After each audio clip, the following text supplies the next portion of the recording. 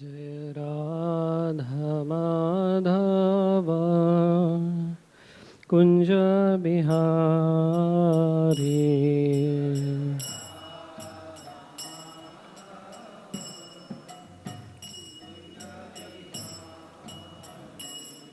जय राधा माधव कुंज बिहारी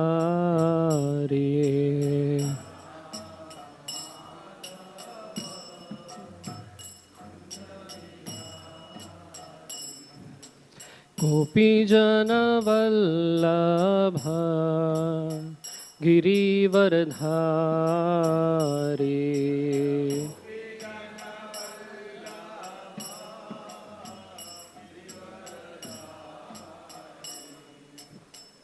यशोदानंदन व्रज जनरंजना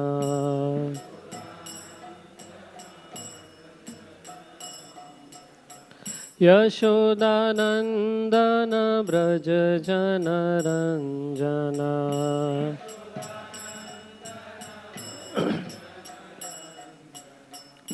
यमुना तीरा वनचारी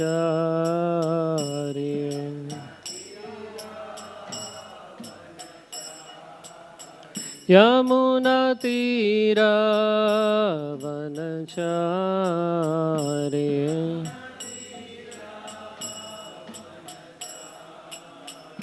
जय राधा माधव कुंज बिहारी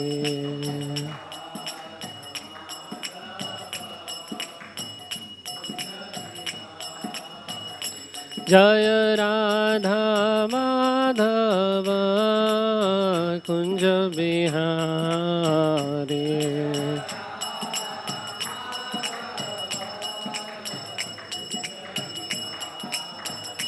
जय राधा माधव कुंज बिहारी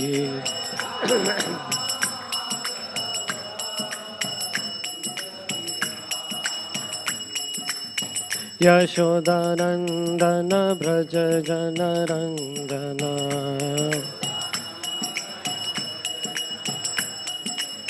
यशोदानंदन व्रज जनरंजना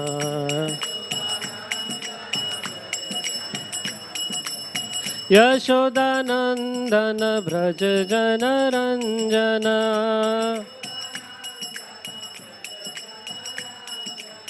यशोदानंदन व्रज जनरंजना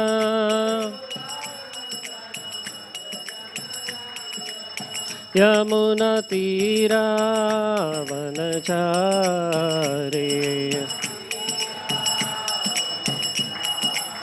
यमुना तीरा वनचारी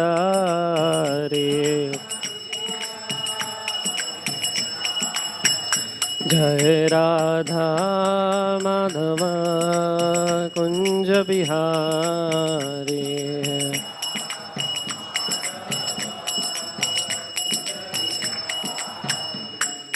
हरे Krishna Krishna Krishna Hare Hare Hare Ram Ram Ram Hare Hare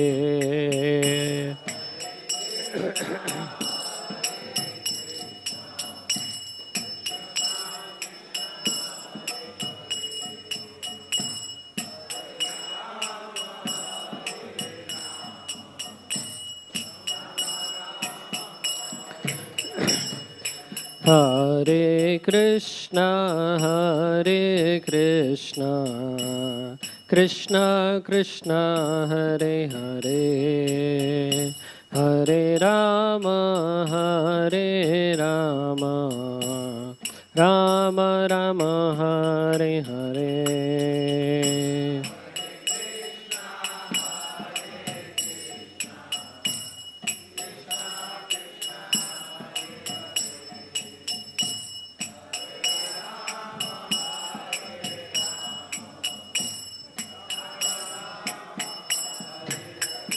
Hare Krishna, Krishna Krishna, Hare Hare, Hare Rama, Rama Rama, Hare Hare.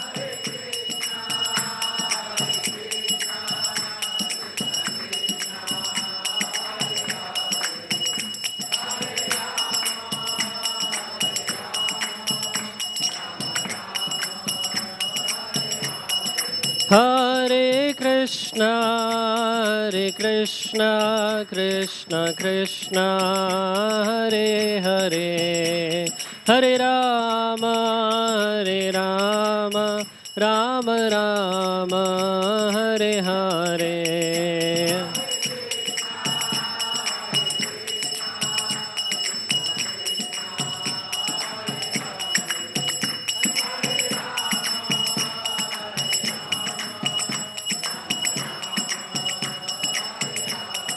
Jaya Prabhupada, Prabhupada,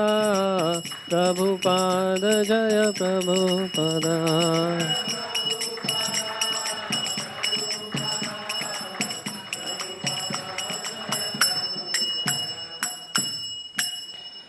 Shri हरिनाम संकीर्तन की जय। ओम नमो भगवते वासुदेवाय।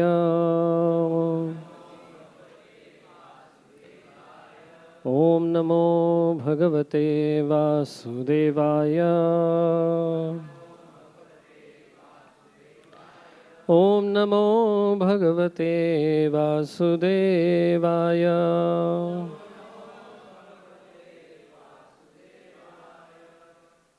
So we're reading from Srimad Bhagavatam, Canto 3, Chapter 7, chapter entitled Further Inquiries by Vidura, text 17. Kindly repeat after me. Yascha mudhatamo loke, yascha buddhe param gatah, ताव भव सुखमेधेते, क्लिश्यति अंतरितो जनः। यश्च मूढातमो लोके, यश्च बुद्धे परं गतः, ताव भव सुखमेधेते, क्लिश्यति अंतरितो जनः। यश्च मूढातमो लोके, यश्च बुद्धे परं गतः, ताव भव सुखमेधेते, क्लिश्यति अंतरितो जनः।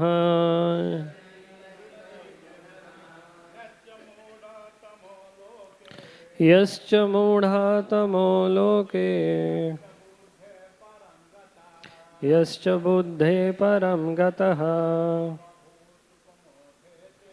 ताव भव सुखमेधेते, क्लिश्यति अंतरितो जनः। यश्च मूढातमो लोके, यश्च बुद्धे परं गतः, तामुभौ सुखमेधेते, क्लिश्यति अंतरितो जनः। यश्च मूढातमो लोके, यश्च बुद्धे परं गतः, ताव भव सुखमेधेते, क्लिश्यति अंतरितो जनः। माताजी's। यश्च मूढातमो लोके, यश्च बुद्धे परं गतः, ताव भव सुखमेधेते, Klishyati antarito janaha. Yaha, one who is, cha, also, mudhatamaha, the lowest of the fools, loke, in the world, yahcha, and one who is, buddhe, of intelligence, param, transcendental, gataha, gone, tau, of them, ubhau, both, sukham, happiness, edhete, enjoy, klishyati, suffer, antaritaha, situated between, janaha, persons. Translation and purport by His Divine Grace Srila A.C. Bhaktivedanta Swami Srila Prabhupada. Srila Prabhupada ki jai. Translation. Both the lowest of fools and he who is transcendental to all intelligence enjoy happiness, whereas persons between them suffer the material pangs. Purport. The lowest of fools do not understand material miseries. They pass their lives merrily and do not inquire into the miseries of life. Such persons are almost on the level of the animals, who, although in the eyes of the superiors are always miserable in life, are unaware of material distresses. A hog's life is degraded in its standard of happiness, which entails living in a filthy place, engaging in sex enjoyment at every opportune moment, and laboring hard in a struggle for existence. But this is unknown to the hog. Similarly, human beings who are unaware of the miseries of material existence and are happy in sex life and hard labor are the lowest of fools. Yet, because they have no sense of miseries, they supposedly enjoy so-called happiness. The other class of men, those who are liberated and are situated in a transcendental position above intelligence, are really happy and are called Paramhamsas. But persons who are neither like hogs and dogs, nor on the level of the Paramhamsas, feel the material pangs, and for them, inquiry about the supreme truth is necessary. The Vedanta Sutra says, Athato Brahma Jigyasa. Now one should inquire about Brahman. This inquiry is necessary for those who are between the Paramhamsas and the fools who have forgotten the question of self-realization in the midst of a life in sense gratification.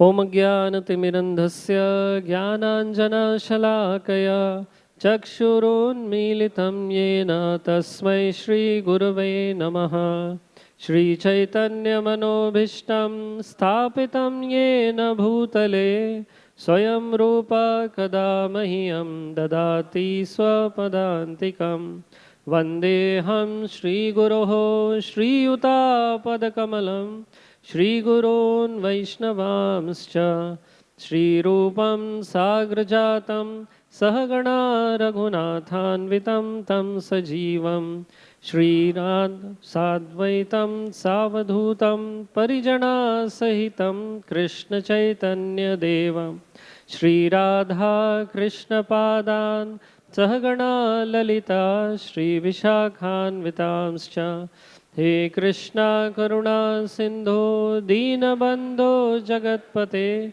Gopesha Gopika Kanta Radha Kanta Namostute Tapta Kanchana Gaurangi Radhe Vrindavaneshwari Vrishabhanu Sute Devi Pranamami Hari Priye Vansha Kalpatarubhyascha Kripa Sindhubhya Evacha Patitanam Pavanebhyo Vaishnavebhyo Namo Namaha Namo Vishnupadaya Krishna Pristhaya Bhutale Srimate Bhaktivedanta Swami Niti Namine Namaste Saraswati Deve Gauravani Pracharine निर्विशेष शून्यवादी पाश्चात्य देश तारिणे जय श्री कृष्ण चैतन्य प्रभु Nityanand Shri Advaita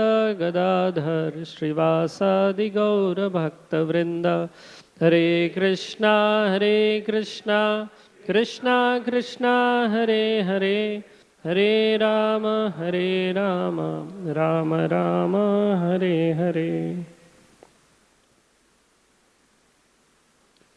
Hare Krishna.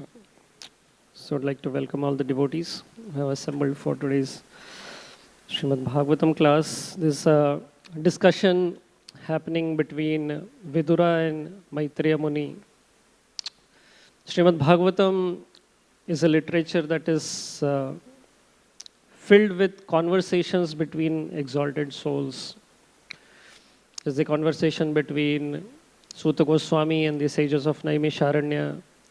There's the conversation between Sukdev Goswami, Parikshit Maharaj, between Narad Muni, Yudhishthir Maharaj, between Vidura and Maitreya Muni. And in this particular chapter that we are reading today, essentially Vidura had asked two questions to Maitreya Muni. That is it that the Supreme Personality of Godhead also gets entangled in the three modes of material nature? And how is it that the jivas, they get entangled into the three modes of material nature? And Maitreya Muni very expertly, he answers these two questions with the help of two examples or analogies. And Maitreya Muni says that just like children, they come together to play depending on their desire, because they desire to play a certain type of game. They come together and they enjoy success or defeat in that particular game. But because the Supreme Personality of Godhead, he is aptakam, he has no separate desire, and therefore he doesn't get implicated in the three modes. And then regarding how does the jiva, he gets entangled in the three modes. So Maitreya Muni gives the example of the reflection of the moon on water. The moon is a stable object. The moon doesn't sway, but when the reflection of the moon falls on water, it appears to be very turbulent. And Srila Prabhupada explains that similarly, the jivas, they are the separated part and parcels of the Supreme. Just like the separated rays of the moon, they fall on water and they give a shaky appearance, a turbulent appearance to the moon. Similarly, the jivas who have been separated from the Supreme Lord, they come and they get entangled in the modes of material nature. With the help of scriptures, it becomes easy for us to understand all of these phenomena. It is said that proper vision helps one to operate more efficiently. If there is defective vision, then acting in the world becomes difficult. So similarly, the Shastras, they help us understand, they give us the vision to see this world in the correct perspective. Especially what is going on in this world, how people are acting and how are they getting implicated in the reactions of their actions. The Bhagavad Gita, 13th chapter, 22nd verse mentions, Purusha prakritis hi bhungte prakritir jan gunan karanam guna sangasya sadasad yoni janmasu. That how the Purusha, the living being, Purusha prakritis hi, he associates with the desire to associate with Prakriti for the purpose of enjoyment. Bhungte Prakriti jan gunan. So when the jiva, he desires to enjoy the material nature, Prakriti, what happens? Karanam gun sangasya. As a result, he gets the sangha or the association of the modes. And because of the modes, he is forced to take birth in good and bad species. Sad asad yoni janmashu. Similarly, the Srimad Bhagavatam also gives us insights as to how the living being gets trapped and enjoys or suffers in this material world. In today's verse, we are seeing Maitreya Muni, actually Vidura. Vidura is feeling grateful for the replies he has received from Maitreya Muni. And Vidura is expressing his gratitude that we are very fortunate to have your association, and because of your association, it will be easy for us to get out of the material modes. And then he says that how in this material world there are these three categories, there are these three levels of happiness. And he mentions that the lowest level of happiness is those of the ignorant people, those who are completely ignorant of the realities of this material world. Prabhupada gives the example of hog. Then there is the highest category, the Paramhamsas, those who are actually situated in eternal transcendental bliss. And then there is the category in between, namely mostly all of us.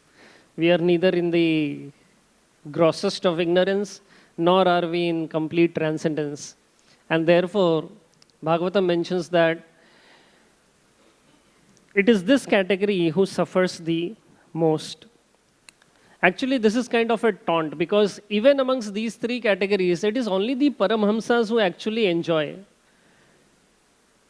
The lowest category, they are actually suffering, but they don't know that they are suffering.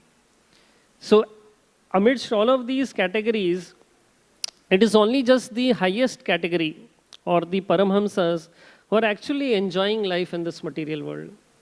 In the Bhakti Rasamrita Sindhu, Srila Rupa Goswami, he mentions about these three categories, which we are reading in the verse today.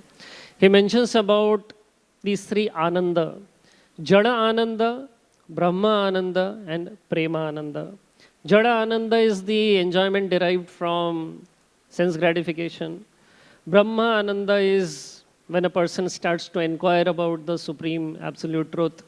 And Prema Ananda is when he is actually situated in his constitutional position in serving that supreme absolute truth. So today we'll discuss each of these three levels, and we'll see what is the hope for us. Is it that we are meant to suffer and we just keep suffering perpetually? So we'll see all of these three levels. So the lowest level is Mudha-tama. Vidura is mentioning the Mudha-tama, the lowest of the fools. And Prabhupada is giving the example of the hogs. How the hog is busy eating stool. If a hog is busy eating stool and you present the hog with a gulab jamun, hog will say, "Nee, nee, nee, this is not meant for me. Oh, there's no taste, there is no smell in this gulab jamun. But the stool is so fragrant, so amazing." Similarly, we find in the world today how people have developed a certain kind of taste by their interaction in the material world. If you ask a typical person about happiness, they'll say each of these three things: either going to cinema or watching a cricket match, or going and eating in a nice big restaurant, or maybe just going out for a vacation. So these are the conceptions of happiness for people outside. And when we present them with a higher option for eternal happiness, they'll say, "Nee, nee, nee, this takes a lot of time, and I don't have so much interest in spirituality." But then, eventually, this happiness that people are having a lot of hope in the material world, they just result in frustration. The Bhagavad Gita mentions how yehi samsparshaja bhoga dukkha yonayo evate adyantavantu kaunteya na teshu ramate buddha. that how such happiness ultimately brings frustration because of its nature of being limited, temporary, and filled with dualities. One time, there was a Shilpkar, Murti, someone who carves deities. So this person, he also happened to be an astrologer. So he was a Shilpkar and he also happened to be an astrologer. So he, by knowledge of his astrology, he thought of finding out the time when he will be dying, his time of death. So with all of his calculations and everything, this astrologer come Shilpkar, he found out that he doesn't have a lot of time left. Within a few months, he's about to die. He'll be leaving his body. So he became very concerned and he started thinking that how to cheat Yamraj, how to fool Yamraj. So after a lot of thinking, after many, many days, he came up with an idea. And he said that, let me carve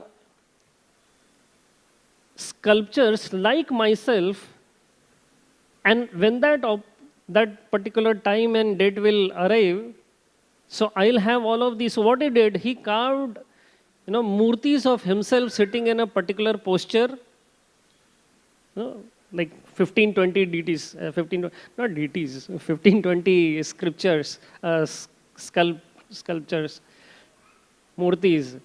And when that time came, everyone was seated in a certain posture and he also sat in the same posture, somewhere in between. And he thought that when Yamraj will come, it will be very difficult for him to identify. Sure enough, at the designated time and date and time, Yamraj arrived. And Yamraj saw that, I was meant to catch this particular person, but there are 20 of them lookalikes. How do I find out? And this fellow was also very sitting ekdam still, not moving, his eyes not moving at all.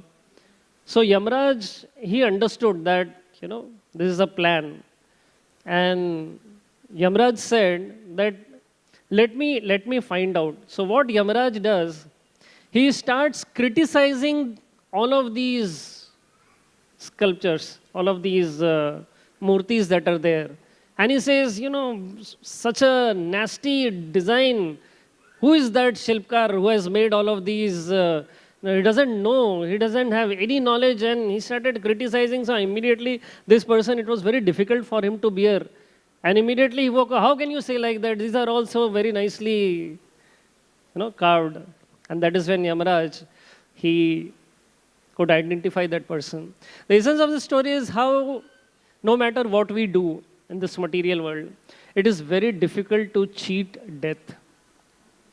It is very difficult to counteract the laws of the material nature. And therefore, all the efforts of the modern civilization in defying the laws of material nature, in defying the natural phenomena of birth, old age, disease, and death is only going to be futile.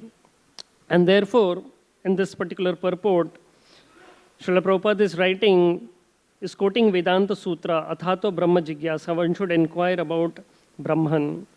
Srila Prabhupada was once asked by a person that you say that the life of a dog is not good, but I want to become a dog. What's wrong in that? Srila Prabhupada asked him twice, you really want to become a dog? Yes, I want to become a dog. Again Prabhupada asked, are you sure you want to become a dog? Yes, I want to become a dog. And Prabhupada said, you have all my blessings. Go and experience that life of suffering. So when we look around, we find this particular category in abundance. Pashyan api na pashyati.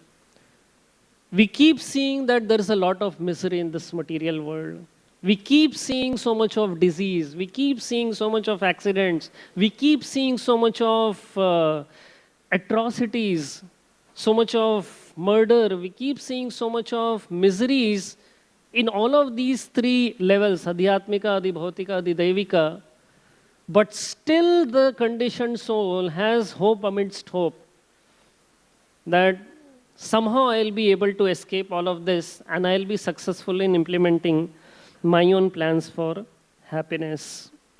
Rishabhdev in the 5th canto, he mentions, Nayam deho deha bhajam loke kashtana kaman arhate vidbhujam ye tapo divyam putrakayena sattvam hi shuddhyet brahma saukyam hetu anantam.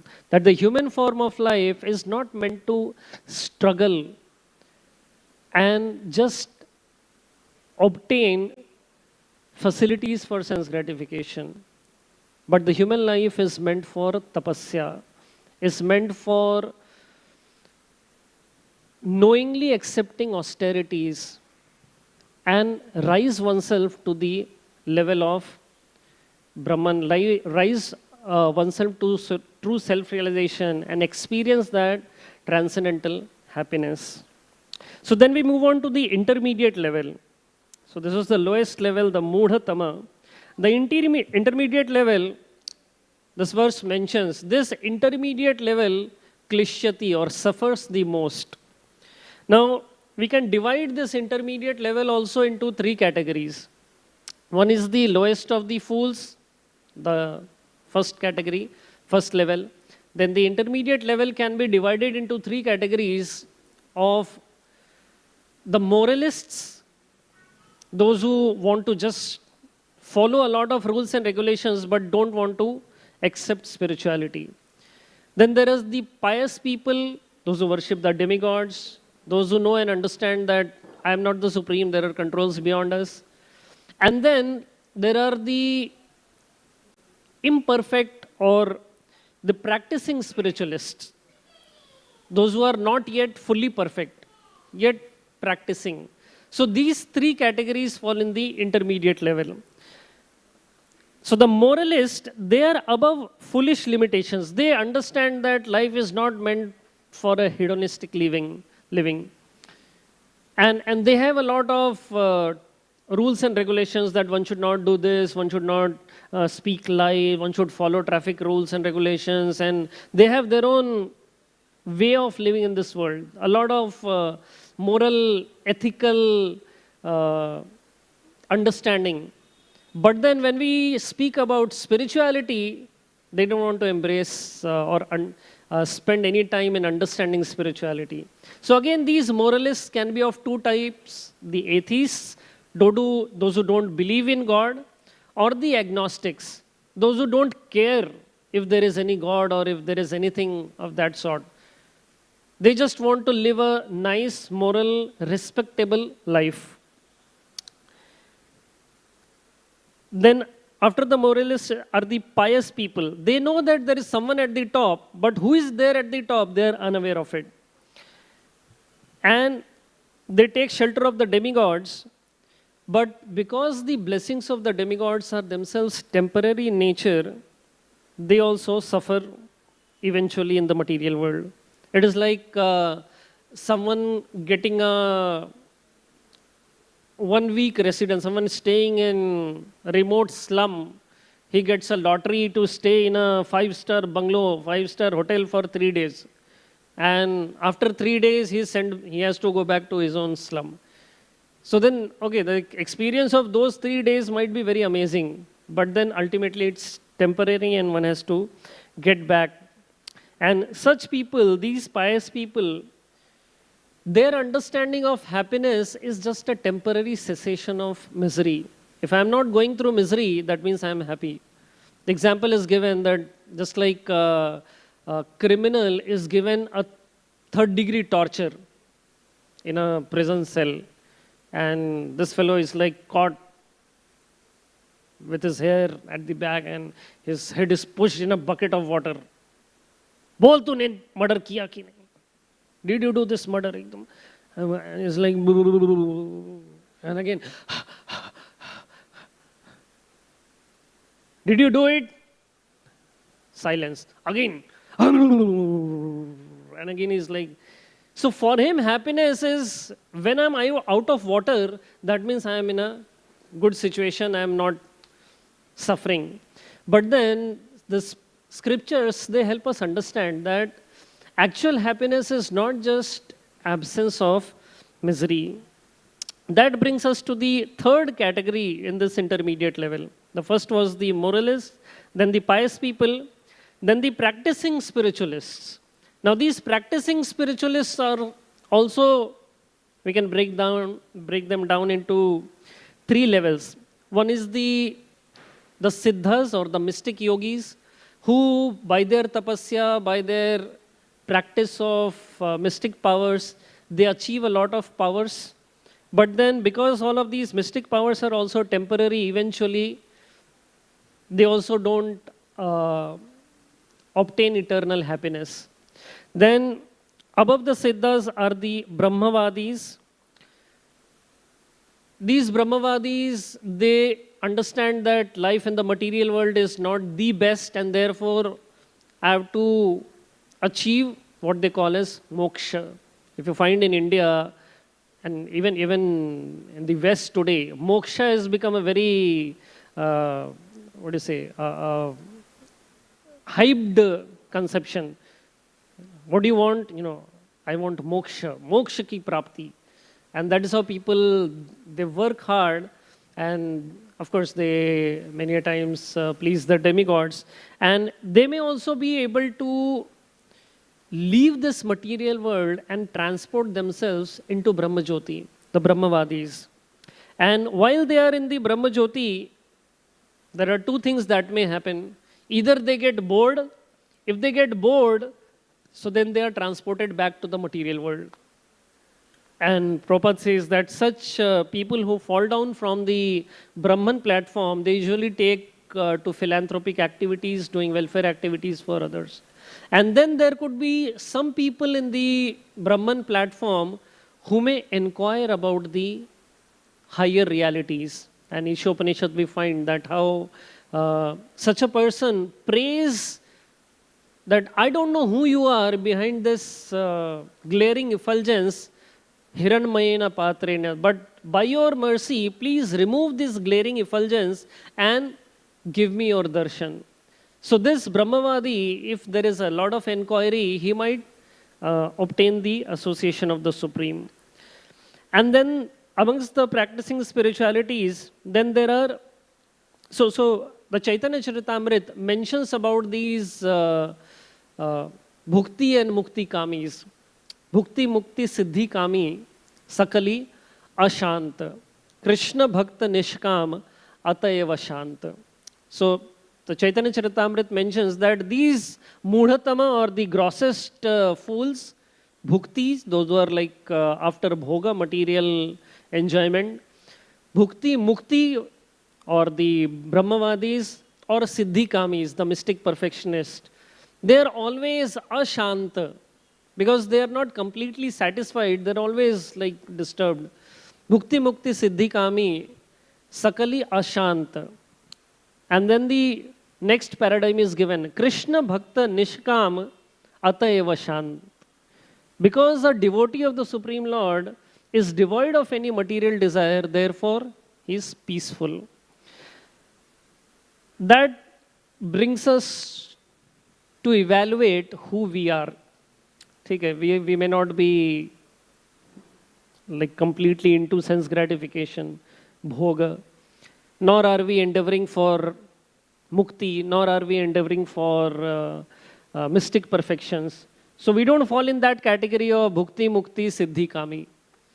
And neither are we Krishna bhakta.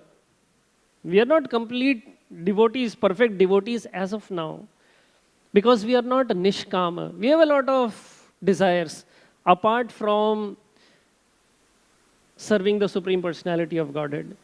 And therefore, we are still in this suffering situation of suffering. So such practicing spiritualists, why is it that they have to suffer? The Bhukti Mukti Siddhi Kami, they are Ashanta, they are suffering. And then the Krishna Bhaktu is Nishkama, is not suffering, is Shanta. But then for us, the practicing spiritualities, the practicing spiritualists, why is it that they suffer? So we look at a few reasons. Because we are actually not in the category of Nishkama Bhakta. In the Nectar of Devotion or the Bhakti Sindhu, Srila Rupa Goswami describes these 6 characteristics of pure devotional service, starting with Kleshagni, Shubhada, Moksha Laguta Krita, Sandarananda Visheshatma, Sudurlabha, and Sri Krishna Karshani. So, the first 2 characteristics of pure devotional service, Kleshagni and Shubhada, they pertain to sadhana bhakti. And it is mentioned that to the degree one is free from material desires, to that degree one doesn't experience the agni or the tribulations of the material world.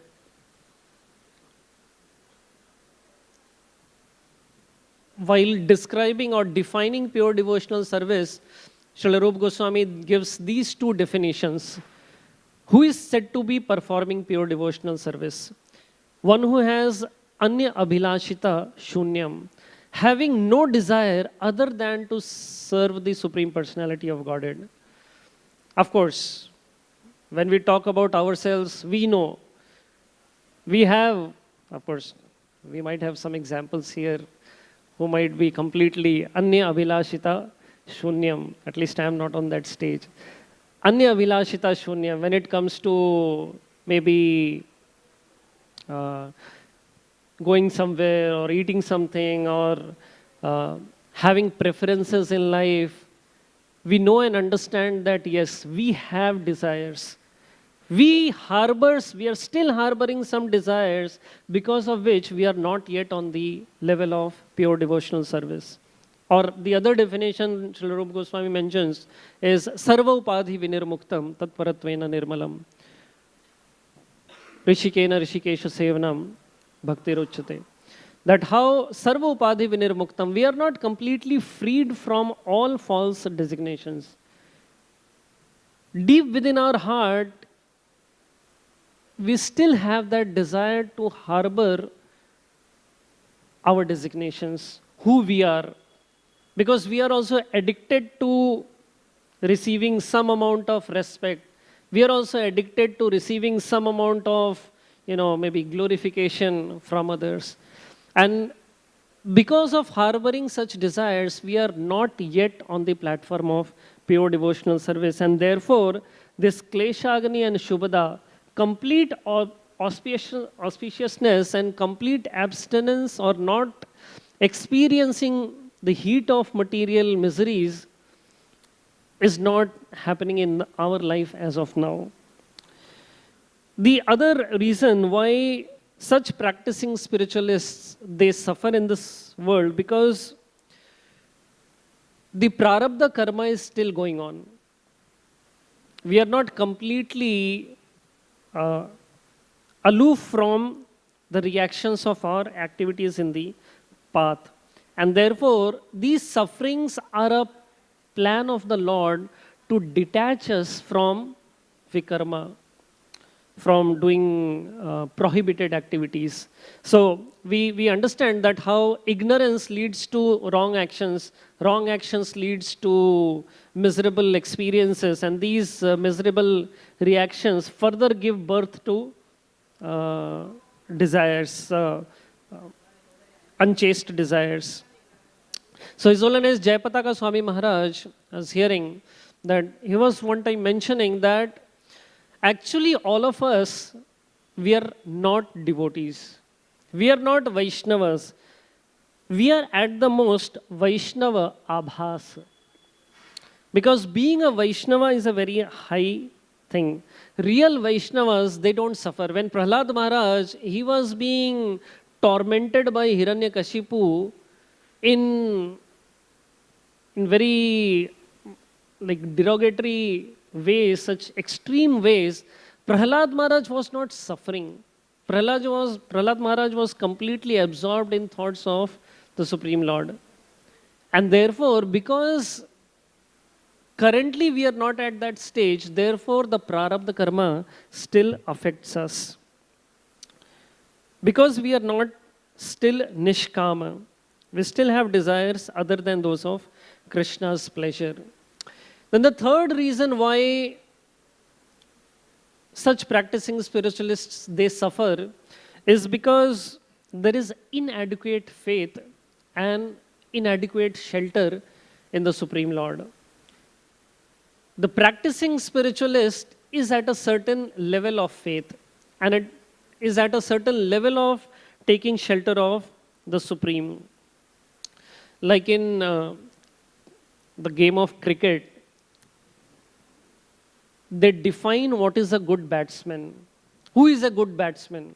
In the game of cricket, who is a good batsman? A good batsman is not one who has an amazing skill set. One who is skilled at batting is not considered to be a good batsman. Over and above that skill set, a good batsman is one who has a very strong judging capability of how to play the next ball that is thrown at him. So similarly, it's not the skill, but the ability to make the right decisions is what makes a good batsman.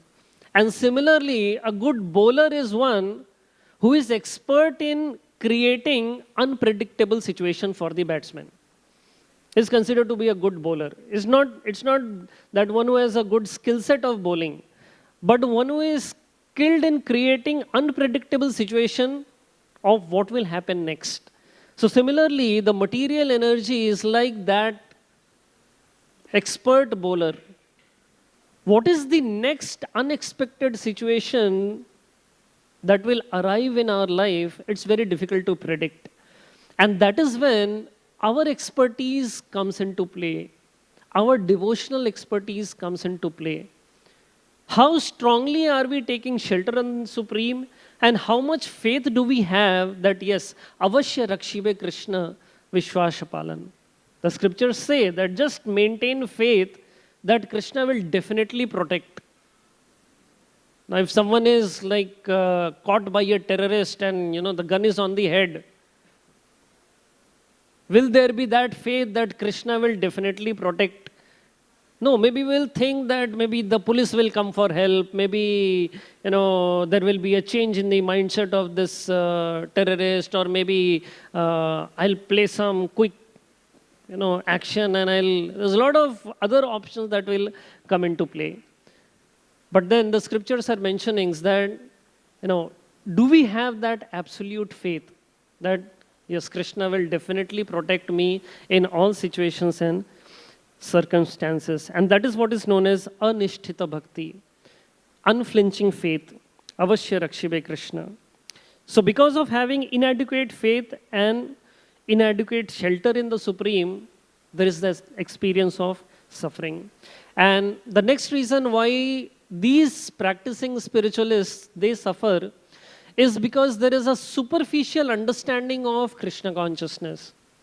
There is an unrealistic expectation from the process of bhakti and from the practitioners of bhakti that just because I have begun the process of bhakti, now I should be completely freed from material miseries.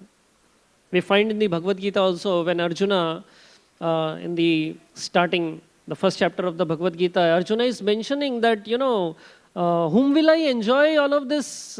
Even if I win the kingdom of Hastinapur, if I don't have my friends and family members, whom will I enjoy with?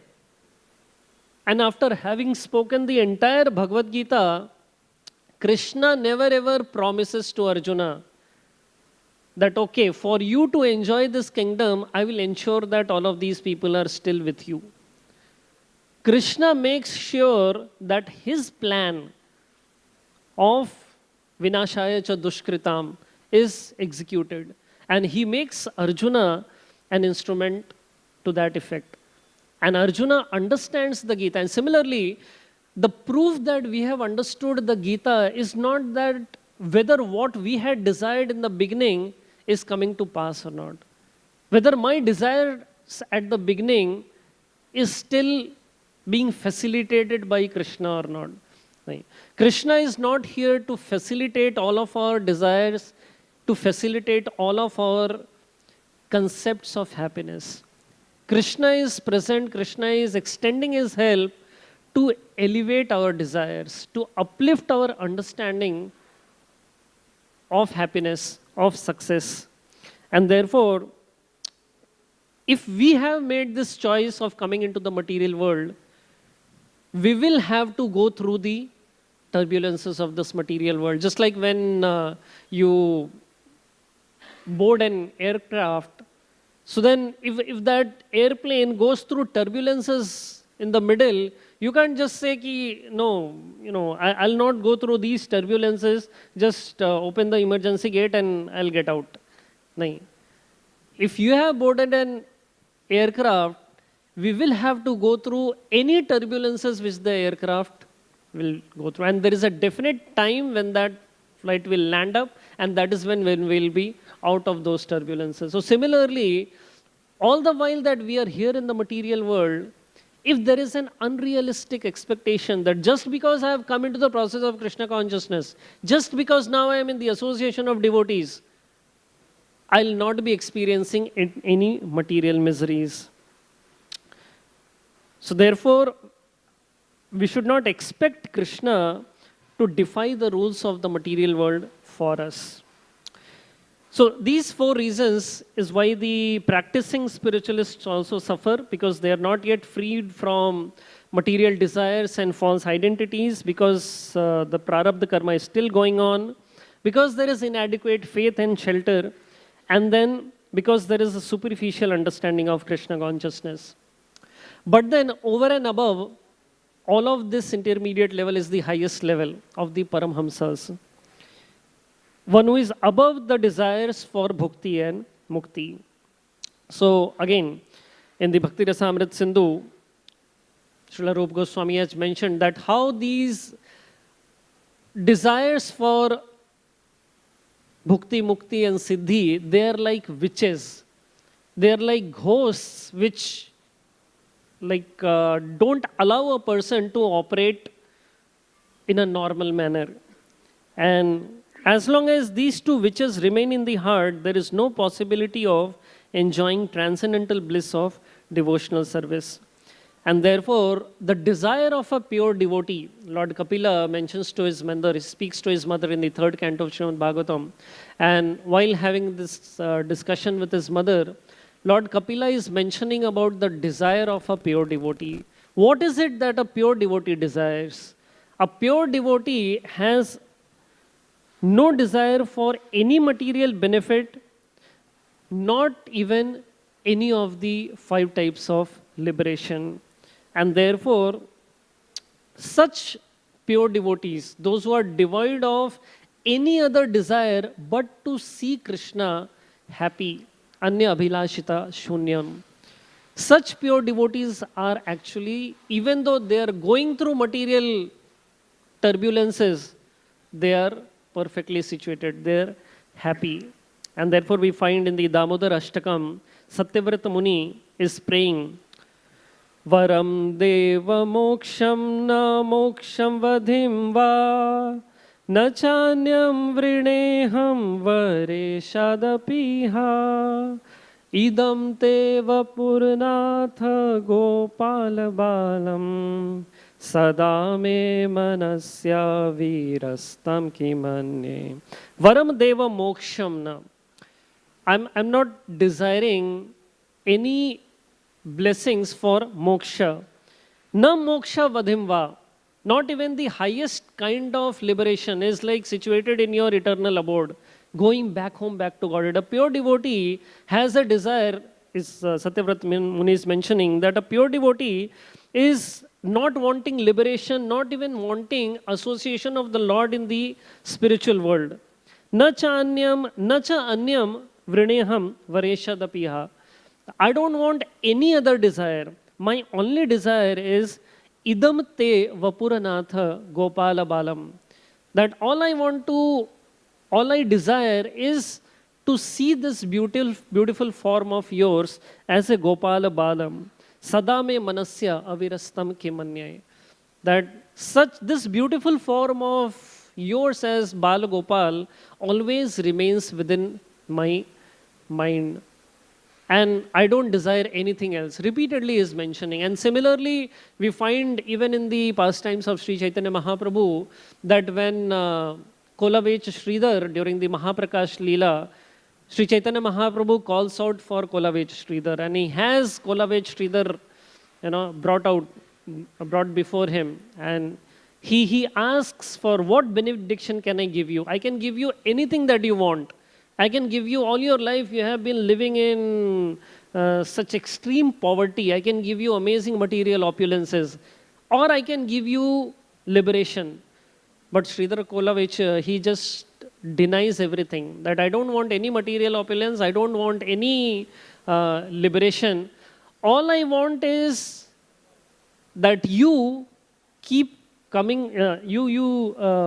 Keep coming to my place, just like that small Nimai, and you bargain with me about the price of the banana leaf. That is the desire of Kolavech Sridhar. So now, what is the hope for us? We are neither on the platform of Kolavech Sridhar, nor are we on the platform of dogs and hogs. But then, it might take a long time for us to upgrade from that intermediate to the highest level. We are, yes, practicing the sadhana bhakti, but still it might take some time.